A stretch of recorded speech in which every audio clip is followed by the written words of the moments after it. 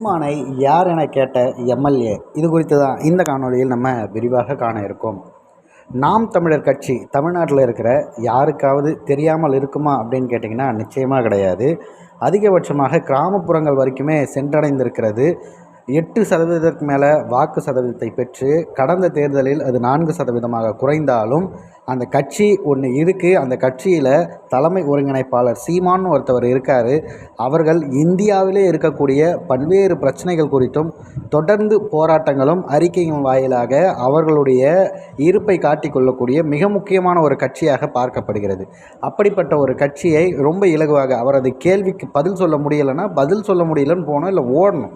இதை தான் உங்கள் தலைவரும் பண்ணுறாரு. நீங்கள் அதை செய்திருக்கலாம். அதை விடுத்து சீமான்னா யார், அவர்னா எம்பியா எம்எல்ஏவா அப்படிங்கிற ஒரு கேள்வி, அந்த ஆணவம் இருக்குது பார்த்தீங்களா, இந்த விஷயத்தின் மூலயமாகத்தான் நமக்கு ஒரு கொதிப்பு வருகிறது.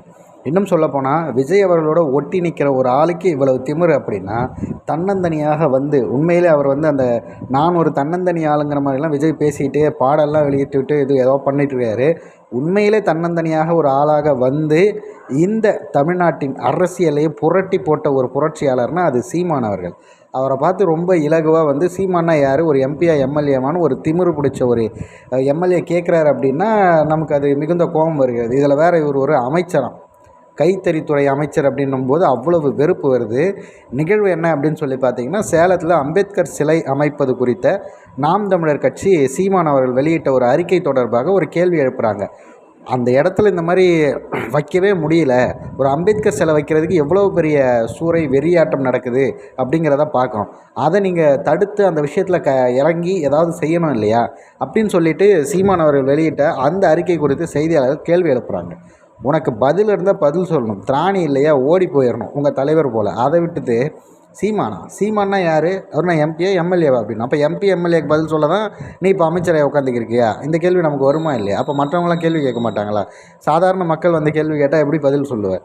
இது எந்த மாதிரியான ஒரு ஆணவத்தின் ஒரு உச்சம் அப்படின்னு சொல்லி பாருங்களேன்.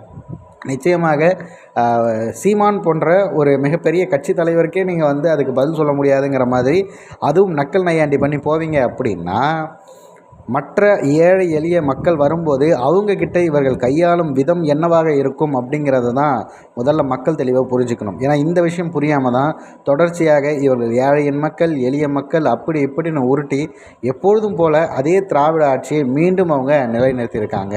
இப்போ இதே மாதிரியான விஷயங்கள் தொடர்ந்து இவங்க பேச ஆரம்பிக்கிறாங்க அப்படின்னும்போது அவர்கள் மக்கள் முன் அம்பலப்பட்டு போவார்கள்.